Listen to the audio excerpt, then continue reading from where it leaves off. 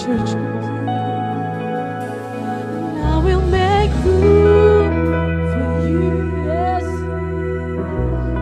Have your way, Holy Spirit. To do whatever you want to. To do whatever you want to. I will make room for you. To do whatever you want to. Just do whatever you want. Just whatever you want. I'll make room for you. Break on the walls. Just do whatever you want to. Just do whatever you want. Whatever you want to. I'll make room for you. To do whatever you want. Just do whatever you want. To do whatever you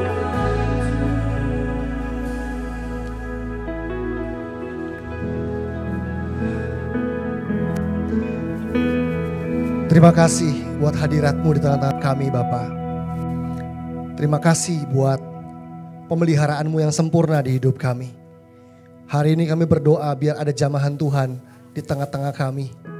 Menjamah yang sakit, menjamah yang lemah.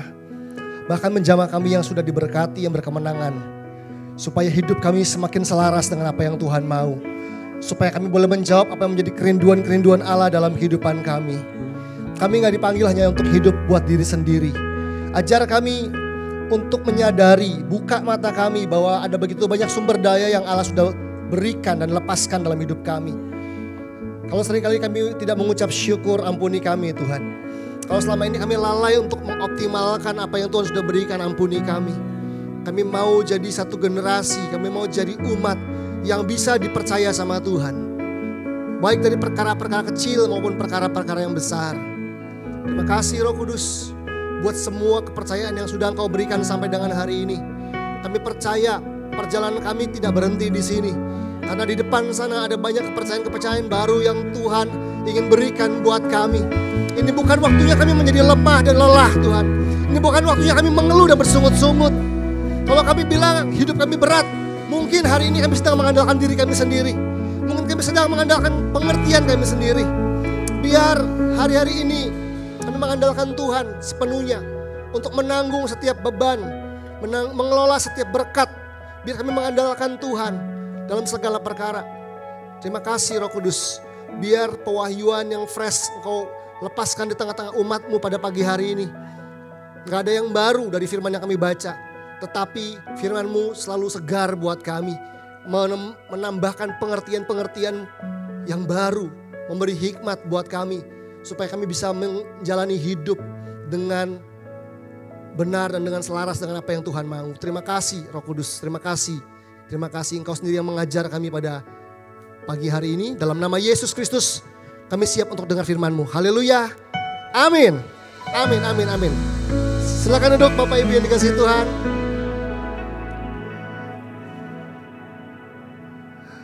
Shalom semuanya. Sekali lagi shalom. Selamat pagi. Oke, senang sekali kembali hadir di gereja ini, UCC Bandung. Kalau saya nggak salah ingat, ini mungkin adalah jadwal terakhir saya di tahun 2024 ini. Tapi selalu senang bisa berbagi di gereja ini. Saya merasakan di sini ada banyak orang-orang yang haus untuk belajar. Dan tadi Bro Chris sudah menyampaikan sebuah pesan yang luar biasa. Pesannya sederhana, tapi saya percaya ini impactful banget. Teman-teman, Bapak Ibu semua, hidup kita tuh impactful bukan karena kita bisa mengerti apa yang rumit, tapi karena kita melakukan apa yang simple sebetulnya.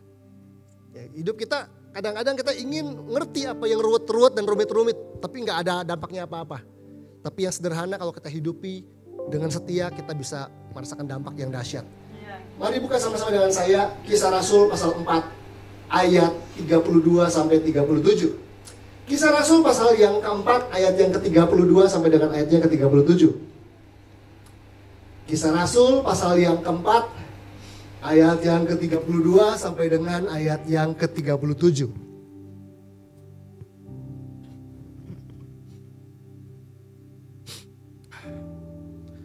Kisah Rasul 4 ayat 32 sampai 37. Firman Tuhan bilang begini, adapun kumpulan orang yang telah percaya itu mereka sehati dan sejiwa, dan tidak seorang pun yang berkata bahwa sesuatu dari kepunyaannya adalah miliknya sendiri, tetapi segala sesuatu adalah kepunyaan mereka bersama. Dan dengan kuasa yang besar rasul-rasul memberi kesaksian tentang kebangkitan Tuhan Yesus, dan mereka semua hidup dalam kasih karunia yang melimpah-limpah. Sebab tidak ada seorang pun yang berkekurangan di antara mereka. Karena semua orang yang mempunyai tanah atau rumah menjual kepunyaannya itu, dan hasil penjualan itu mereka bawa dan mereka letakkan di depan kaki rasul-rasul. Lalu dibagi-bagikan kepada setiap orang sesuai dengan keperluannya. Demikian pula dengan Yusuf yang oleh rasul-rasul disebut Barnabas, artinya anak penghiburan, seorang Lewi dari Siprus. Ia menjual ladang miliknya lalu membawa uangnya itu dan meletakkannya di depan kaki rasul-rasul. Bapak Ibu yang dikasihi Tuhan, saya percaya bahwa salah satu menu atau salah satu kurikulum dari pemuritan Tuhan Yesus adalah Yesus mengajar murid-muridnya untuk memberi. Salah satu menu atau kurikulum dari pemuritan di era para rasul, bahkan kalau kita membaca dari Kisah Rasul sampai Wahyu, kita juga menemukan bahwa salah satu kurikulum dan menu pemuritan juga adalah mengajar soal memberi. Hari ini saya ingin bicara tentang sebuah topik, yaitu community of givers, komunitas para pemberi. Saya percaya gereja ini adalah gereja komunitas, amin Bapak Ibu. Dan di gereja ini atau komunitas ini pasti rindu untuk menjadi komunitas yang sehat. Salah satu ciri dari komunitas yang sehat atau salah satu ciri dari komunitas rohani yang sehat adalah komunitas yang memiliki budaya memberi di dalam komunitasnya. Nanti kita lihat ayat-ayat berikutnya. Nah, saya sebagai gembala dan juga yang mengembalakan gereja komunitas, saya ini kadang orangnya sungkanan Bapak Ibu sampai hari ini. Jadi ada kalanya di mana saya sungkan untuk mengajar tentang memberi di gereja yang saya gembalakan. Kenapa sungkan? Karena hari-hari ini saya menyadari ada banyak orang Kristen itu dihinggapi sebuah perasaan apatis dan pesimis sama gereja. Ada banyak berita-berita tentang gereja-gereja tertentu, baik itu mungkin sebagian bohong, tapi sebagian benar. Bahwa ada gereja-gereja yang menyalahgunakan keuangan. Ada pemimpin-pemimpin yang menyalahgunakan keuangan dengan tidak baik tentunya. Kasus-kasus moral seputar uang itu terjadi di dalam tubuh Kristus. Sehingga orang mulai bilang, tuh kan gereja ngomongin memberi lagi kan? Pasti itu untuk mengeruk uang dari jemaat. Nah gitu-gitu kan? Nah karena kita dengar begitu kan jadi gak enak. Nanti kalau saya khotbahkan tentang memberi, nanti dikira kita minta-minta. Nanti dikira kita cinta uang dan sebagainya. Sampai satu kali Tuhan bicara di hati saya, coba tanya hatimu. Kamu cinta uang atau enggak? Kamu kelola dengan baik enggak berkat Tuhan di gerejamu? Kalau enggak, kenapa kamu takut mengajar kebenaran? Siapa yang ingin kebenaran tidak diajarkan? Siapa yang paling ingin menghentikan supaya firman Tuhan enggak diajarkan di dalam tubuh Kristus? Tentunya iblis, kan begitu. Tuhan juga tanya, kamu selama ini memberi enggak untuk pekerjaanku? Ya memberi Tuhan. Kenapa kamu enggak ajar orang untuk memberi seperti kamu lakukan? Karena amanat agung mengatakan ajarlah mereka melakukan apa yang Tuhan ajarkan sama kamu, kan begitu. Sampai saya percaya bahwa kita gak boleh takut untuk bicara soal memberi. Karena komunitas yang sehat adalah community of givers. Komunitasnya para pemberi. Dan memberi harus menjadi sebuah culture, sebuah budaya Bapak Ibu. Di dalam komunitas kita. Kultur atau budaya dalam sebuah komunitas itu akan menentukan arah dari sebuah komunitas. Jadi kalau kita ingin tahu arah dari sesuatu, lihat budayanya.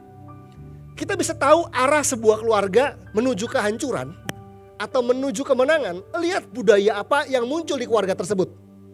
Kalau budayanya berkomunikasi dengan saling menyakiti, menyindir, memaki, merendahkan, itu ada dalam sebuah keluarga, budaya itu yang dibangun. Nggak heran, tidak ada trust di dalamnya, tidak ada kasih di dalamnya, tidak ada kehangatan di dalamnya. Dan itu kan menentukan arahnya.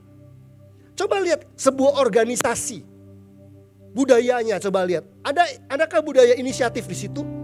Adakah budaya saling menghasut, menjelekan, saling sikut? Budaya itu akan menentukan arahnya kemana itu perusahaan. Termasuk komunitas. Itu sebabnya komunitas harus membangun budaya. Budaya hasil dari nilai. Nilai itu tentang apa yang benar dan salah yang kita anut Bapak Ibu. Kalau saya menganut atau katakan kalau Pastor Oci menganut sebuah budaya, sebuah value, sebuah nilai. Memberi bagi Tuhan, memberi bagi pekerjaan Tuhan, menjadi berkat dengan memberi itu adalah hal yang benar, itu nilai. Nilai adalah apa yang dianut seseorang. Tapi ketika itu disepakati bersama, dia berubah jadi culture. Dia berubah jadi budaya. Nah, kalau kita nggak membangun budaya ini yang membuat gereja atau komunitas tidak bisa mencapai visi yang Tuhan berikan. Gereja ini punya visi, amin Bapak Ibu. Saya berharap semuanya hafal ya, gitu ya. Karena visi, buat saya visi gereja, visi komunitas itu bukan sekedar apa yang tercantum di layar. Visi komunitas adalah apa yang Tuhan taruh di hati kita, di hati para pemimpinnya. Nah, untuk visi itu tergenapi, kalau kita punya statement visi UCC nanti mungkin di akhir akan dibacakan. Kalau kita kan visi itu ada kan bukan sekedar untuk slogan Bapak Ibu ya. Itu harus tergenapi di gereja ini. Gereja ini harus bergerak ke arah situ dan kalau kita ingin lihat itu tergenapi, harus ada orang yang mau bayar harga. Tanpa budaya memberi, visi gak akan pernah tergenapi. Saya masih ingat seorang hamba Tuhan bernama John C. Maxwell pernah bilang begini. Dia pernah mengatakan begini. Visi itu bukan soal saya dapat apa. Jadi kalau orang menangkap visi Tuhan, terus dia cuma mikir gue dapat apa dari visi ini. Itu pertanyaan yang salah. Tapi ketika kita dapat visi Tuhan, coba tanya, saya bersedia berikan apa? Saya bersedia mengorbankan apa? Saya bersedia bayar berapa untuk melihat visi ini terjadi di hidup saya? Itu sebabnya tanpa mentalitas memberi, kita tidak akan pernah bisa menggenapi visi Tuhan di dalam gereja ini maupun di hidup kita secara pribadi Bapak Ibu. Karena itu kita perlu untuk membangun gaya hidup ini, yaitu extraordinary giving. Nah, di ayat yang baru kita baca tadi dalam Kisah Rasul 4 ayat 32-37, di situ kita masih melihat preview dari kegerakan Roh Kudus yang dahsyat di era awal para rasul. Dan kita lihat orang itu begitu mengalami jamahan Tuhan yang dahsyat, mujizat dan tanda-tanda ajaib yang dahsyat, dan salah satunya orang itu punya sebuah kegerakan. Mereka menjual rumah, menjual ladang, mereka memberi dengan dahsyat Bapak Ibu. Coba perhatikan nanti Kisah Rasul kita baca dari awal sampai akhir. Kita akan sadar bahwa salah satu tanda dari kebangunan rohani adalah extraordinary giving. Kita sering berpikir bahwa tanda dari kebangunan rohani adalah orang rebah dalam roh. Dan sering berpikir orang kalau di zaman Roh Kudus ada revival, orang akan nyembah 24 jam. Enggak juga. Tapi salah satu tanda orang mengalami kebangunan rohani di hidupnya, orang itu akan memberi dengan limpahnya Bapak Ibu. Makanya ketika kita tahun ini atau saat ini kita kok kayaknya sulit untuk memberi, coba tanya, jangan-jangan kebangunan rohani sedang hilang di hidup kita. Karena kita bilang di mana hartamu berada, di situ hatimu berada. Saya gak bilang Bapak Ibu semua harus memberi di gereja saja ya. Gereja adalah salah satu opsinya tentunya. Tetapi kita mau memberi untuk apa yang Tuhan arahkan kita untuk memberi. Kalau ada orang Kristen yang benar-benar gak punya uang, betul-betul miskin, saya no problem, saya gak akan menjadikan khotbah ini untuk mengintimidasi orang-orang yang memang sedang dalam kondisi tidak mampu Bapak Ibu. Tapi yang saya sering temukan di banyak gereja, orang Kristen itu punya banyak. Tapi kalau urusan belanja, e-commerce, liburan, mereka spend gila-gilaan untuk pekerjaan Tuhan, untuk apa yang Tuhan mau. Dia tahan. Ini problem besar loh. Karena generasi kita sedang makin konsumtif, bahkan di dalam gereja. Ada satu gereja yang saya pernah dengar yang ngomong begini, jemaat-jemaatnya atau pengajar-pengajarnya. Di gereja kita semua pakai iPhone. Terus bangganya apa? Harusnya di gereja kita semua seperti Kristus, kan begitu. Ada yang salah sama cara berpikir seperti ini. Ini merusak, cara berpikir ini kalau nggak dikoreksi merusak banget. Emangnya kalau pakai selain iPhone kenapa? Nggak diberkati begitu? Mungkin ada orang yang tidak pakai HP yang mahal tapi dia pakai uangnya untuk beri berkat buat orang lain. Daripada orang yang gayanya gajinya baru di atas UMR dikit. HP-nya sudah iPhone Bapak Ibu. HP-nya sudah iPhone, giliran disuruh yuk ikut retret, yuk menabur buat misi. Alasannya banyak banget. Jual iPhone pakai HP yang lebih murah. Kamu cuman bisa punya gaya tapi gak berbuah buat apa? Begitu.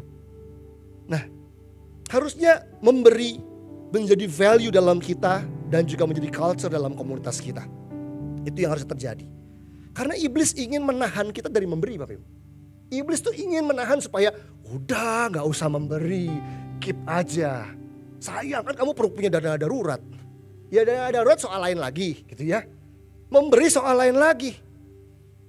Kan kita harus bijaksana. Bapak Ibu, saya ketemu kok ada orang-orang yang saking memberi dengan limpahnya sampai gak bijak juga ada begitu. Ada yang konyol juga ada begitu. Itu memberi karena IQ gambar diri biasanya. Mencari pengakuan manusia. Ya itu, tapi bukan berarti kita gak memberi. Karena iblis ingin menahan kita dari memberi supaya dari semua berkat yang Tuhan kasih gak ada buah. Tahukah kita bahwa setiap dari berkat yang Tuhan berikan harusnya itu menghasilkan buah dalam hidup kita? Ada 3 buahnya orang Kristen. Kalau orang tanya dengan saya buah itu apa sih? Ada 3. 1 buah roh. Perubahan hidupnya kita. Perubahan karakternya kita. Menjadi seperti Kristus. Itu buah yang pertama. Coba dengan uang yang ada kita makin seperti Kristus gak? Kalau gak pernah memberi pelit gimana jadi seperti Kristus? Wong Kristus kita berkorban kok. Kristus kita memberi kok. Jangan bilang gereja kita Christ centered, God centered. Jangan bilang hidup kita God centered, Christ centered. Kalau memberi aja sulit. Di mana centerednya? Christ centered, God centered. Hidup berpusatkan Kristus. Gospel centered. Di mana centerednya kalau memberi aja enggak? Karena kalau Tuhan centerednya, kita tahu semua yang kita punya bukan punya kita kok. Punya Dia. Kalau Dia mau arahkan gimana pun ya kita kasih aja. Kita terlalu merasa memiliki apa yang kita punya. Makanya kita menahan dari memberi. Dan itu yang iblis mau supaya kita gak pernah punya buah. Tadi buah yang pertama adalah buah roh perubahan hidup. Buah yang kedua adalah jiwa-jiwa. Orang yang kita bawa pada Yesus. Orang yang kita bawa untuk kita menangkan bagi Tuhan. Orang yang tadi gak kenal Tuhan jadi kenal Tuhan. Mau itu saudara, mau itu teman dan sebagainya. Yang ketiga, buah yang ketiga adalah rencana Tuhan yang tergenapi di hidup kita. Nah, kadang-kadang kita berpikir 3 hal ini nih gak ada hubungannya sama duit. Ini hubungannya sama khotbah, saat teduh.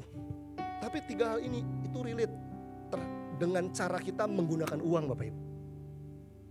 Ini sangat berhubungan dengan cara kita menggunakan uang dalam hidup kita. Nah,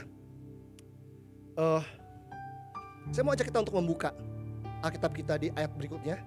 Di 2 Korintus 8. Di 2 Korintus 8 ayat 1-5. 2 Korintus 8 ayat 1-5 saya ingin kita melihat sebuah model komunitas yang sehat. Paulus memunculkan komunitas ini sebagai sebuah teguran untuk komunitas lain. Jadi kita akan lihat bagaimana Rasul Paulus memunculkan sebuah hal yang baik dari komunitas atau jemaat di Makedonia untuk menegur jemaat di Korintus. 2 Korintus 8 ayat 1-5.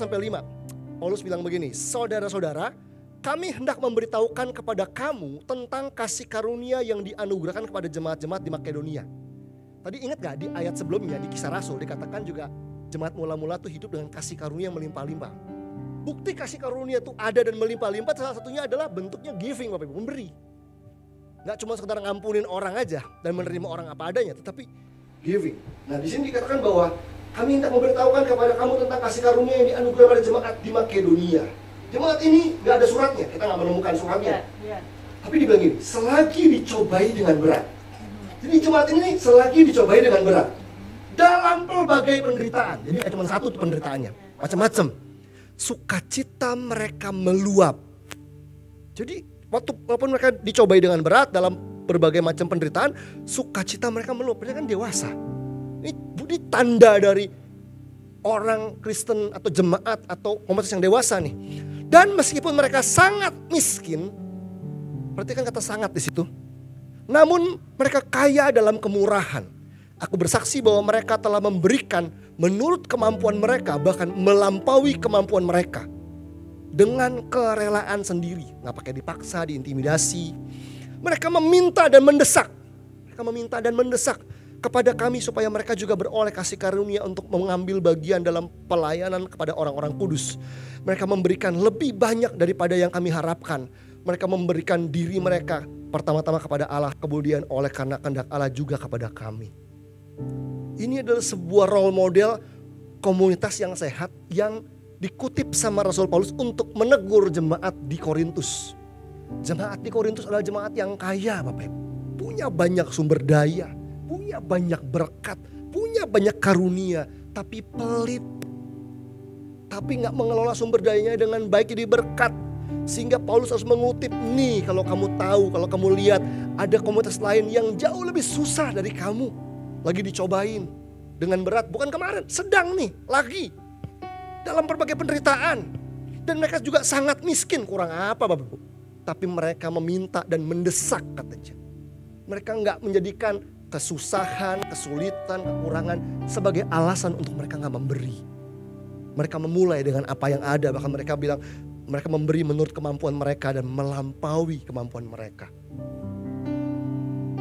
Kita melihat dari jemaat Makedonia ini Bapak Ibu, apa yang namanya prosper mentality. Prosper mentality, mentalitas kelimpahan. Bukan karena mereka punya banyak. Tapi dengan apa yang ada mereka mau berbagi, bahkan kesulitan, kesukaran, tantangan, masalah tidak menghentikan mereka untuk memberi bagi apa yang Tuhan ingin mereka kerjakan.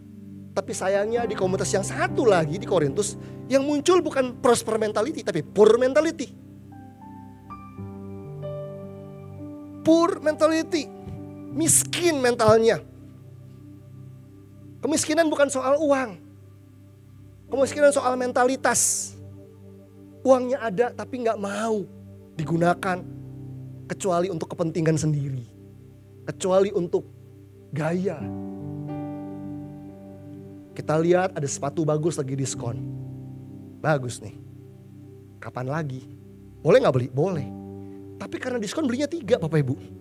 Padahal kan 1 aja cukup. Benar gak? Itu loh, jurus orang Indonesia yang perlu kita baptis dan salibkan adalah kapan lagi. Jurus kapan lagi ini loh yang menyesatkan begitu. Kalau kita, itu dia, gini, seringkali orang ketika dalam posisi, aduh keuangan saya lagi kurang bagus nih. Gitu. Lalu orang lebih memilih untuk tidak memberi. Ya kalau memang nggak ada, nggak apa-apa nggak memberi. Saya juga no problem, nggak ngeributin lah begitu. Tapi seringkali orang itu punya ada, cuman dipakai untuk beli yang macam-macam. Saya kemarin baru cerita sama Kak Oci sama Cicen, di rumah kami nggak pasang wifi. Hanya karena kuota di handphone saya dan istri saya sudah cukup untuk kami segala macamnya. Gitu. Kami nggak perlu bayar sekian ratus ribu lagi untuk wifi. Yang begini-begini ini kalau dikurangin Bapak Ibu, kita bisa memberi kok. Kita terlalu banyak langganan ini, langganan itu, cicilan ini, cicilan itu dan sebagainya begitu ya. Dan akhirnya itu yang membuat kita sulit untuk memberi. Berkatnya ada. Tapi keinginan kita kebanyakan. Ini yang membuat kita akhirnya gak berbuah. Walaupun paket datang terus setiap hari. Katanya lagi sulit. Katanya gak bisa memberi. Tapi tiap hari paket gitu ya. Datang paket.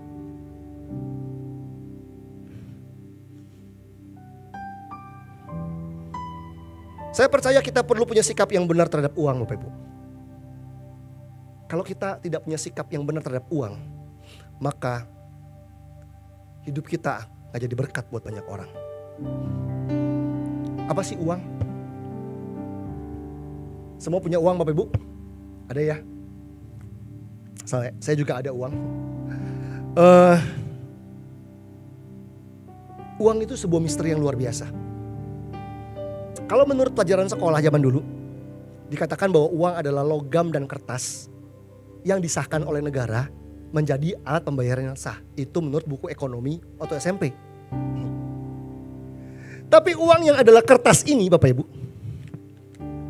ini bisa bikin orang bunuh kakaknya loh, bunuh saudaranya. Ini benda yang bisa bikin orang jeblosin ayahnya sendiri ke penjara, yang bikin anak-anak muda perempuan jual diri. Ini nih, kertas ini. Ternyata di balik ini nih ada daya magis, tanda kutip ya. Dimana demi kertas ini, orang tuh bisa hidupnya rusak, hidupnya hancur. Atau jadi berkat buat banyak orang. Bapak Ibu, saya pernah menggumulkan definisi tentang uang. What is money?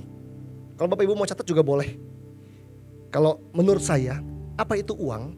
Uang adalah wujud dari nilai yang dihasilkan oleh kerja yang dapat dipakai sebagai alat perubahan. Yang dapat dipakai sebagai alat perubahan mencapai tujuan dan kendali. Saya ulangi Bapak Ibu ya.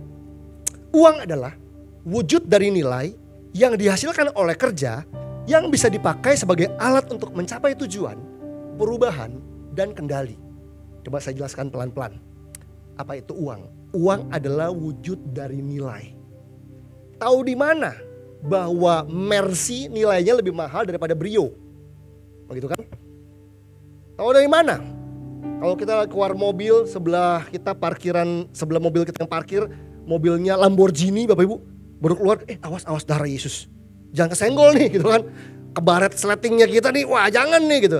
Tapi kalau di sebelah cuman Avanza, Brio, kita biasa aja. Mau kesenggol juga gak apa-apa tuh. Karena kita tahu nilainya gitu kan.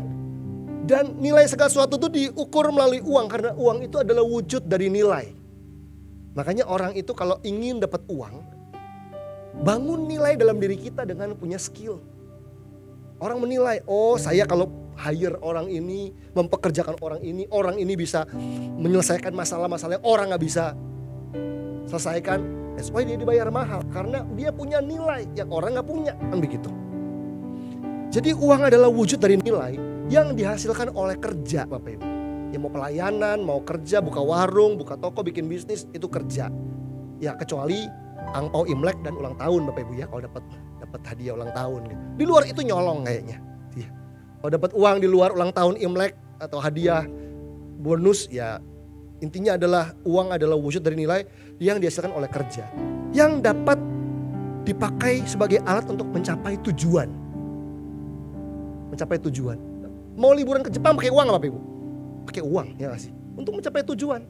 Yang bangun perusahaan pakai uang. Alat untuk mencapai tujuan. Perubahan. Mau pasang behel?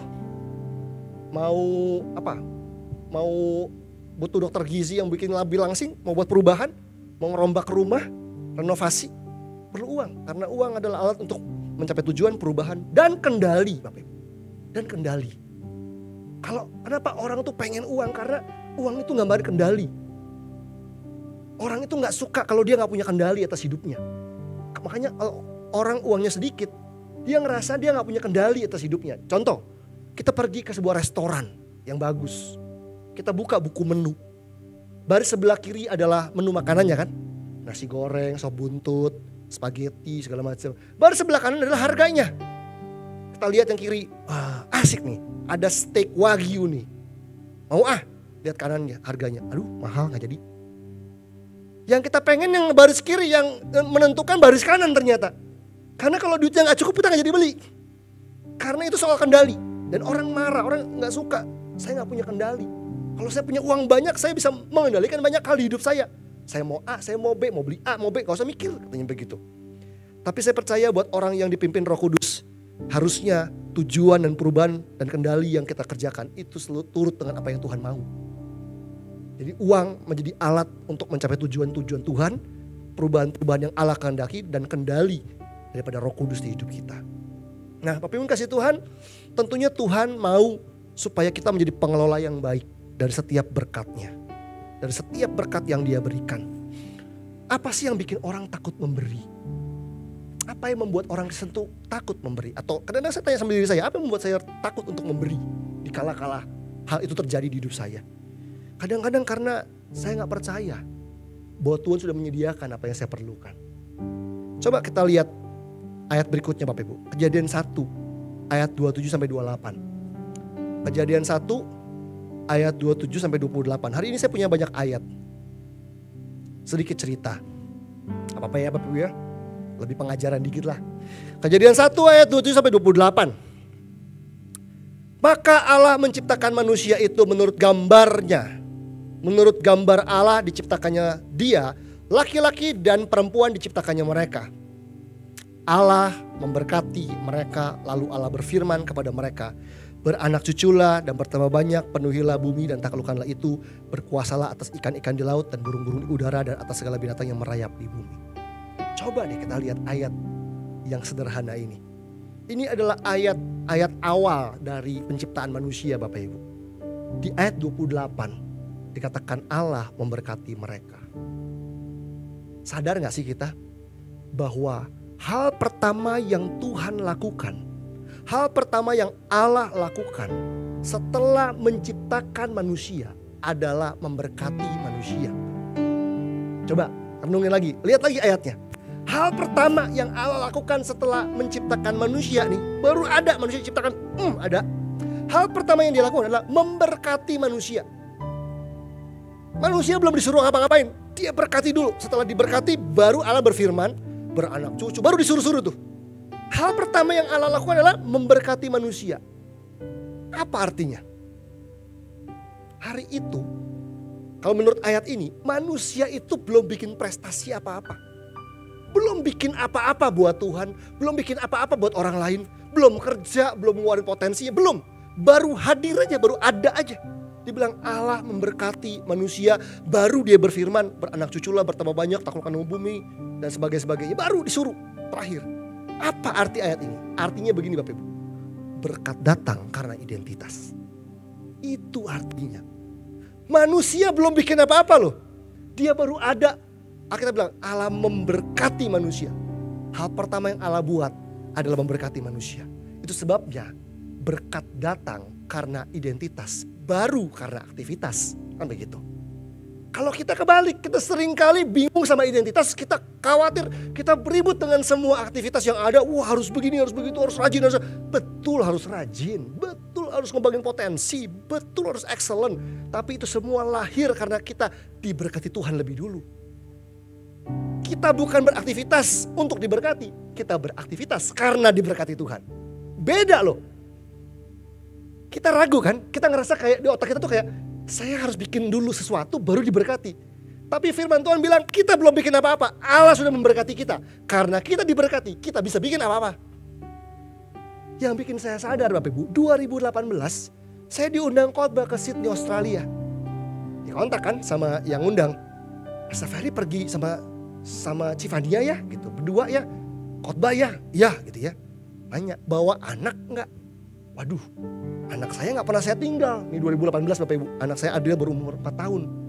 Saya bilang, anak saya ikut. Jadi, boleh gak tiketnya dibeliin dulu, nanti saya ganti. Karena tahu yang dibayarin kan biasanya saya sama istri yang khotbah lah ya. Anak yang ikut gitu, ya gak dibayarin lah begitu. Saya bilang, bayarin dulu. Oh iya kok gitu.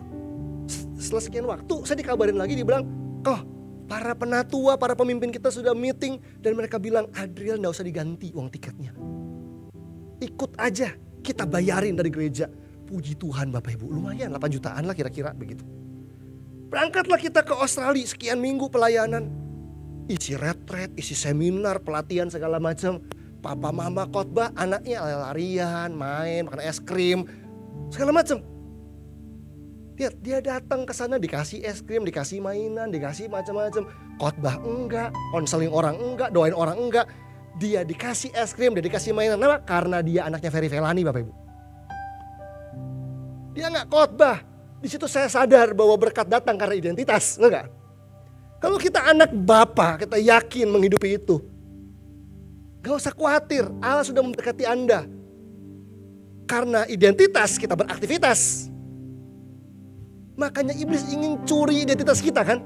Sampai kita gak yakin kita diberkati. Sampai kita gak yakin kita anak Allah. Sampai kita gak yakin kita berkemenangan. Sampai kita gak yakin bahwa kita adalah umat pilihan Allah. Bingung.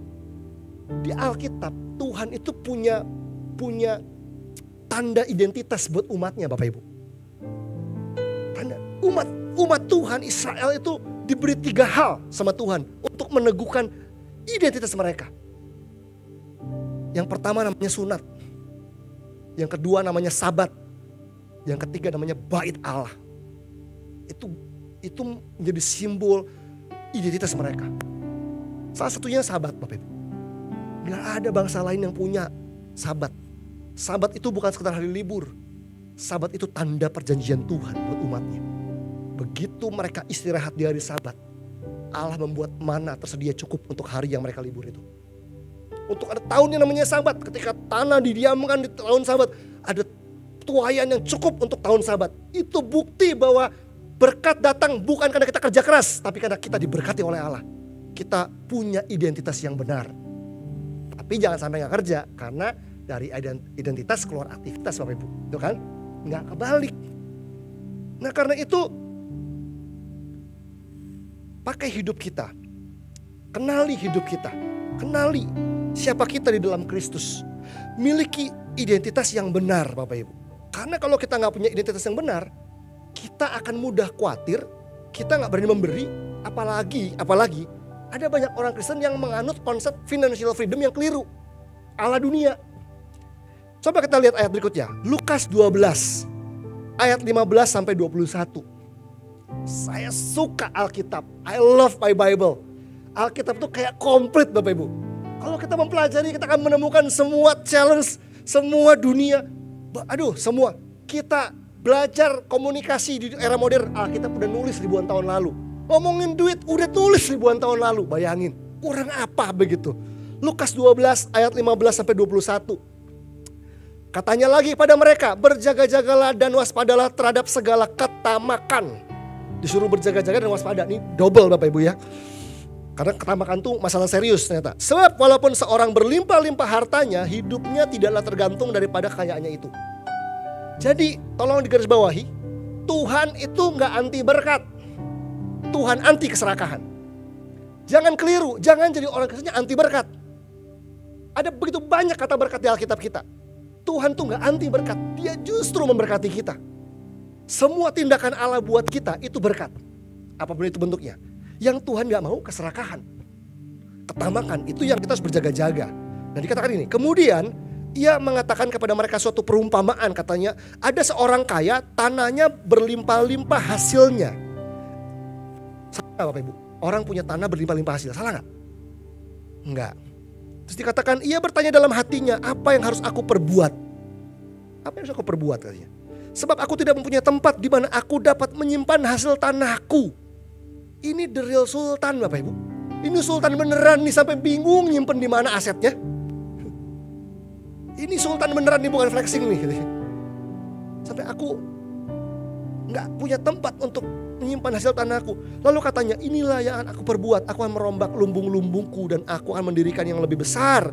Dan aku akan menyimpan di dalamnya segala gandum dan barang-barang. Salah gak Bapak Ibu membuat tempat penyimpanan untuk aset kita? Salah gak?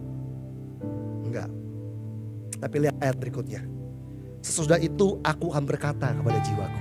Nah part ini nih yang repot nih.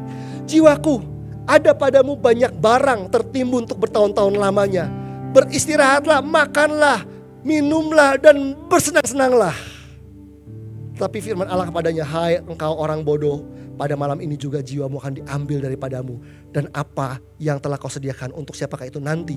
Demikianlah jadinya orang yang mengumpulkan harta bagi dirinya sendiri, jikalau ia tidak kaya di depan Allah. Tapi pun kasih Tuhan, coba lihat ayat ini. Again, gak ada salahnya punya hasil tanah berlimpah-limpah. Oke lah, sekarang gak ada hasil tanah kan. Hasil kerja lah Bapak Ibu ya. Dapat project miliaran, dapat bayaran, bisnis miliaran. Wah, gak ada salahnya. Gak ada salahnya juga membuat tempat penyimpanan buat harta-hartanya kita. Gak ada salahnya. Sampai ini letak salahnya tuh di sini. Sikap hatinya kita. Ketika kita bilang sesudah itu aku akan berkata kepada jiwaku, jiwaku ada padamu banyak barang tertimbun untuk bertahun-tahun lamanya. Beristirahatlah, makanlah, minumlah dan bersenang-senanglah. Ini yang bikin salah. Tapi saya gak pernah bikin kayak gitu Pak Pendeta gitu ya. Coba kita cari yang mirip-mirip Bapak Ibu ya. Kalau kita cek mobile banking kita, M-banking kita cek ATM kita. Lalu jumlah uang yang ada di rekening kita menurun. Kira-kira gimana sukacita kita? Kalau sukacita gampang terangkat dan tercuri hanya karena nominal di rekening kita, bukankah sama? Kita akan berpikir bahwa kalau jumlahnya lagi banyak, dapat transferan, dalam arti kayak, kayaknya aman tahun ini. Tenang lah, kayaknya bisa lah ngelewatin.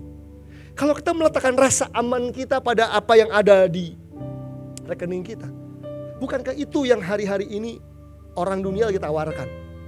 Simpen uang yang banyak sampai kita bisa merasa tenang, aman. Ada yang bilang kalau saya uangnya udah saya simpan banyak-banyak, baru saya mau pelayanan, baru saya mau misi, saya baru ini. Karena saya sudah financial freedom. Kebanyakan yang udah punya banyak gak mau ngapa-ngapain setelah itu.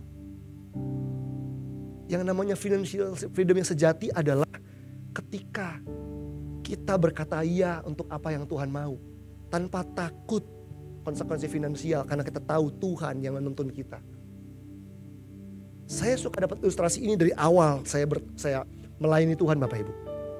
Ilustrasinya begini, kalau kita sebagai karyawan sebuah perusahaan, kita mewakili perusahaan kita diutus ke luar negeri untuk melakukan deal untuk perusahaan kita, kepentingan perusahaan kita. Maka semua yang kita kerjakan di tempat lain, misalnya di luar negeri, itu ditanggung sama perusahaan Bapak Ibu. Betul gak? Mungkin ada di sini yang pernah dikirim sama perusahaannya, dibayarin tiketnya, gak ada suruh bayar sendiri. Mas sendiri sana, deal buat perusahaan kita, gak ada. Dibayarin tiket pesawatnya, dibayarin hotelnya, dikasih uang saku. Kalau ternyata perlu extend seminggu lagi, dibayarin. Kenapa? Karena yang dikerjakan adalah untuk kepentingan siapa? Kepentingan perusahaan. Kalau yang kita kerjakan untuk kepentingan kerajaan Allah, surga pasti backup 100% hidup kita. Gak perlu khawatir soal finansial selama Anda tahu Anda sedang mengerjakan rencana Bapa. Tapi kalau Anda sedang mengerjakan rencana sendiri, silakan khawatir. Silakan takut. Karena kalau kita sedang mengerjakan rencana Tuhan, kita percaya Tuhan akan sediakan semua yang kita perlukan. Itu konsep financial freedomnya Alkitab. Gak nunggu punya banyak dulu, baru ngerasa damai. Hai jiwaku, beristirahatlah, makanlah, bersenang-senanglah. Itu yang orang dunia ingin buat kita lakukan Bapak Ibu. Itu sebabnya jangan takut untuk memberi. Part yang terakhir Bapak Ibu. Kenapa kita perlu belajar memberi? Untuk kepentingan siapa? Kadang-kadang kita ngerasa kita disuruh memberi itu untuk kepentingan gereja lokal, kasnya habis kali gitu ya. Coba lihat ayat ini. Coba lihat ayat ini Bapak Ibu. Markus pasal 4 ayat 18 dan 19. Markus pasal 4 ayat 18 sampai 19.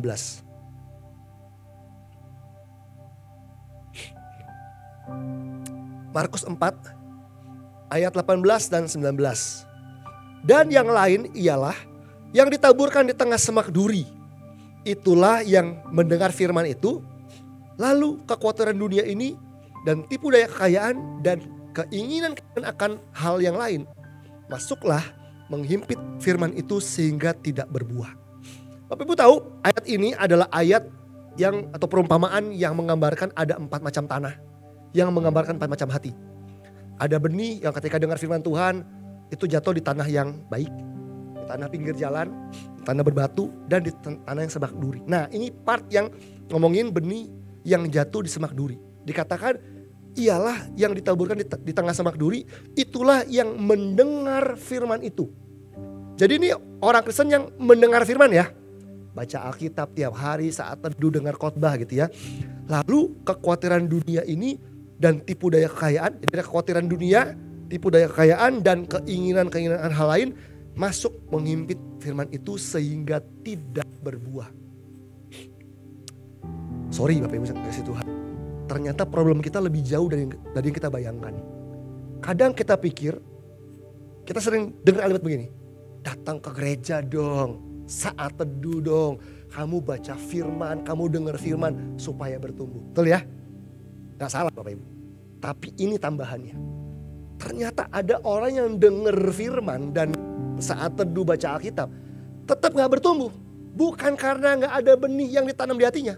Tapi karena ada semak duri yang menghimpit benih itu. Hari ini kita semua dengar khotbah nih di sini. Tapi kan kita nggak tahu mana ada semak duri di hatinya kita nih. Semak duri ini yang harus diatasi Bapak Ibu. Jadi problemnya nggak cuma sekedar dengar khotbah. Orang yang sering dengar khotbah, sering baca Alkitab bisa nggak berbuah ternyata. Bisa nggak berbuah. Karena firman yang dia dengar dihimpit sama semak duri, yaitu kekhawatiran dunia. Khawatir akan perkara-perkara dunia. Tipu daya kekayaan. Dan keinginan-keinginan akan hal yang lain. Saya ajak untuk kita lihat ayat paralelnya Bapak Ibu. Lukas 8 ayat 14. Lukas 8 ayat 14.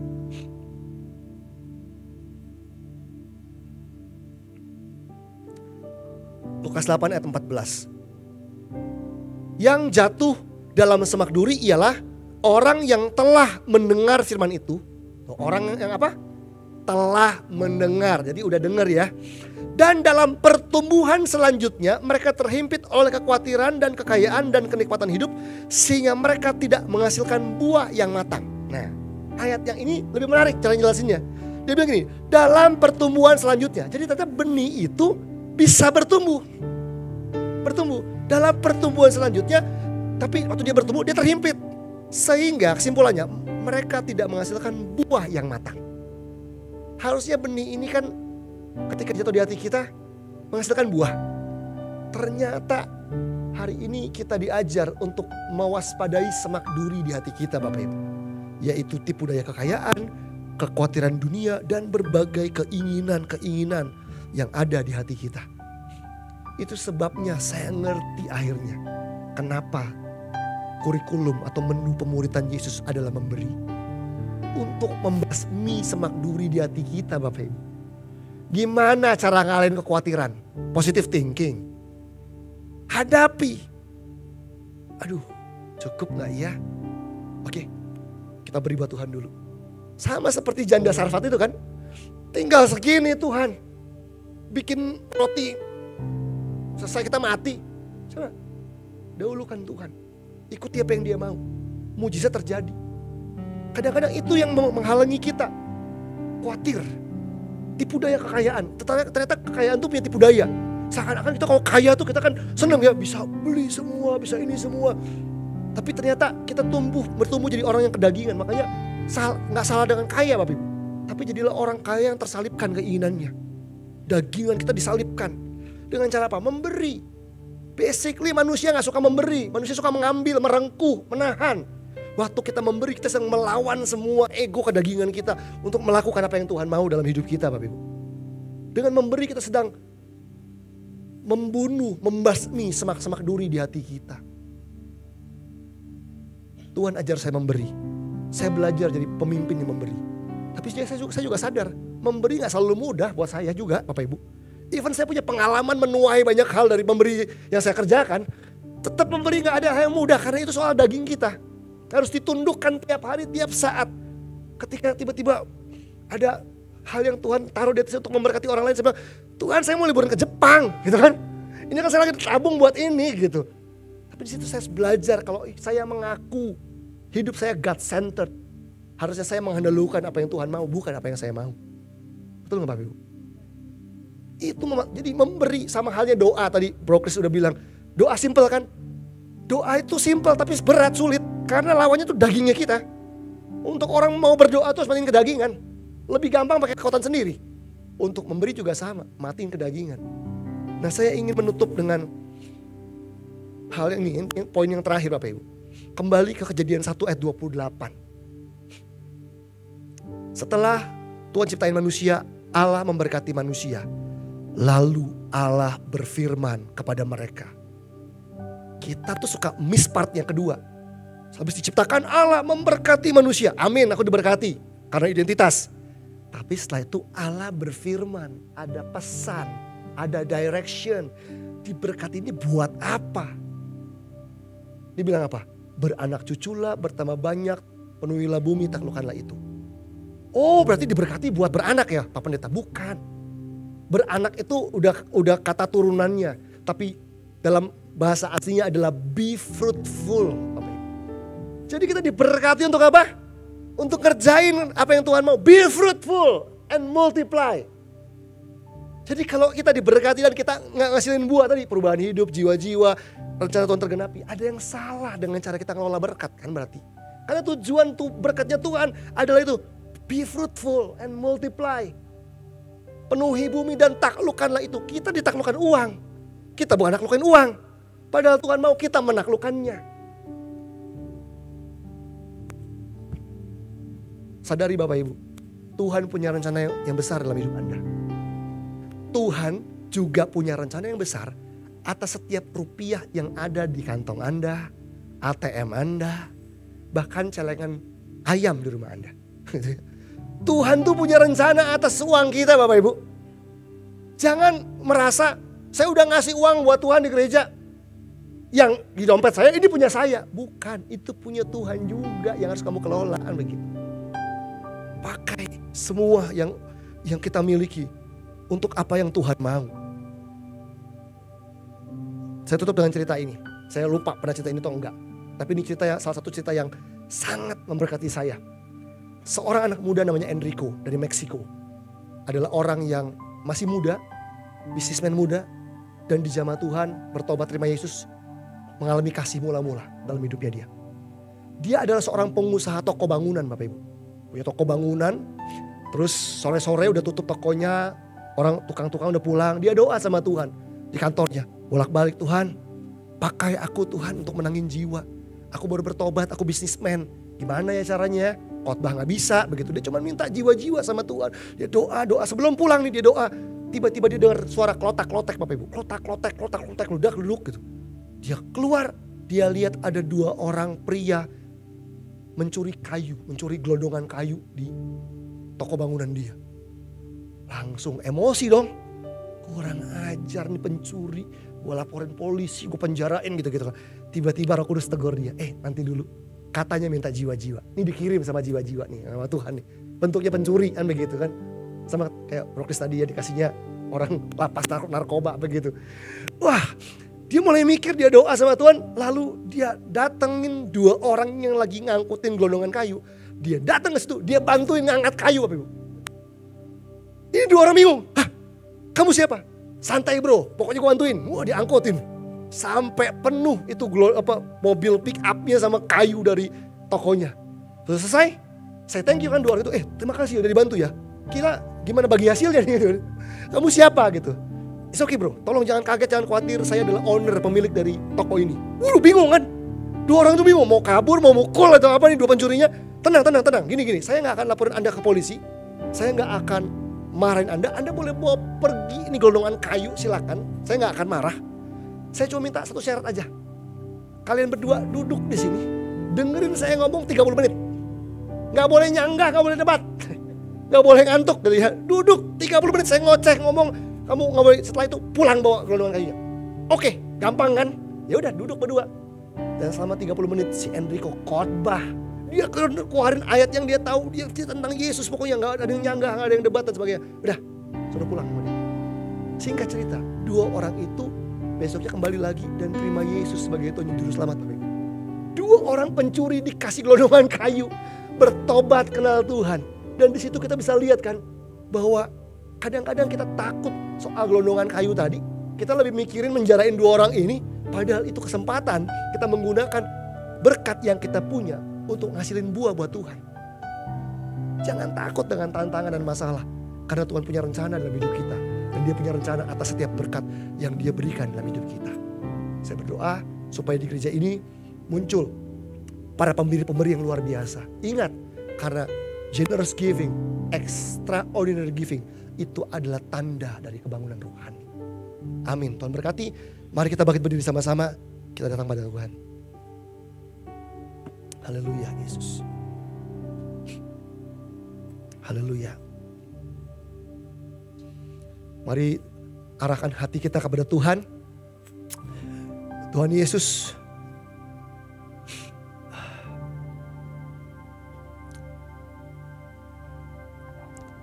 Kami mau menyadari bahwa senjata peperangan rohani kami gak cuma darah Yesus, gak cuma firman Allah, gak cuma kuasa Roh Kudus. Tapi kami mau menyadari bahwa hari ini Uang yang ada di tangan kami, di dompet kami, itu juga bagian dari senjata rohani yang Tuhan bisa pakai untuk menghancurkan pekerjaan-pekerjaan iblis di dunia ini, di hidup kami dan hidup orang-orang di sekitar kami. Juga alat senjata rohani untuk kami bisa memperluas pekerjaan-pekerjaan Tuhan di sekitar kami. Kami percaya Engkau telah memberkati kami dengan limpahnya Tuhan. Terlepas kami mengalami mungkin pergumulan-pergumulan dalam kehidupan kami, kami mau jadi orang Kristen yang sehat. Seperti jemaat di Makedonia. Menjadi unstoppable. Punya masalah, kekurangan sekalipun. Tapi mau menjadi orang yang dipakai Tuhan untuk memberi. Dengan rela hati dan jadi berkat buat banyak orang. Bapak Ibu yang kasih Tuhan, count your blessing. Coba hari ini hitung berkat-berkat yang Tuhan sudah berikan dalam hidupmu. Tuhan gak melarang, Tuhan gak marah, Tuhan tidak melarang Anda menikmati berkat-berkat yang sudah Ia berikan dalam hidup Anda. Untuk liburan, untuk ganti mobil dan sebagainya. Tuhan gak marah, Tuhan gak melarang itu. Tapi maukah kita setiap kali kita dapat berkat, minta firman sama Tuhan, minta suara dari Tuhan, minta tuntunan dari Tuhan. Gimana kita harus mengelola setiap berkat ini? Kemana kita perlu mengarahkannya? Karena kita percaya Tuhan punya rencana atas setiap rupiah yang Dia berikan di hidup kita. Bapa di surga, hari ini hamba-Mu berdoa, biar di tempat ini Tuhan ada orang-orang percaya yang tergerak dan bergerak, yang mulai menyadari posisi rohaninya, kondisi rohaninya, kondisi finansialnya, bahwa sebetulnya kami berdaya untuk jadi berkat buat banyak orang. Kami gak ingin sikap apatis, spirit yang apatis dan pesimis itu menahan kami untuk memberi bagi Tuhan. Kami mau berhemat, kami mau menyerang setiap bentuk konsumerisme, mentalitas hedon, cara berpikir yang salah, supaya kami bisa dipakai Tuhan untuk memberi bagi kerajaan Allah. Pakai hidup kami Tuhan. Kami tahu kami sudah diberkati sama Tuhan. Kami memberi karena kami sudah diberkati Tuhan. Allah telah memberkati lebih dulu karena berkat datang karena identitas, baru karena aktivitas. Roh Kudus, kami gak perlu khawatir apapun hari ini, selama kami tahu siapa kami di dalam Engkau. Dan perjamuan kudus akan kembali meneguhkan identitas kami sebagai pribadi-pribadi yang berharga. Kalau anakmu saja kau berikan buat kami, apalagi yang lain. Kami gak bisa lebih bersyukur lagi daripada itu. Karena kami adalah umat pilihanmu, umat tebusanmu. Kami milikmu dan semua hidup kami, Tuhan yang tuntun dan Tuhan yang atur. Terima kasih Bapa. Terima kasih buat firman-Mu hari ini. Sebentar kami akan menyambut perjamuan kudus. Tuhan yang persiapkan hati kami untuk menyambutnya dengan sikap hati yang benar. Dalam nama Yesus Kristus kami berdoa dan mengucap syukur. Haleluya, amin.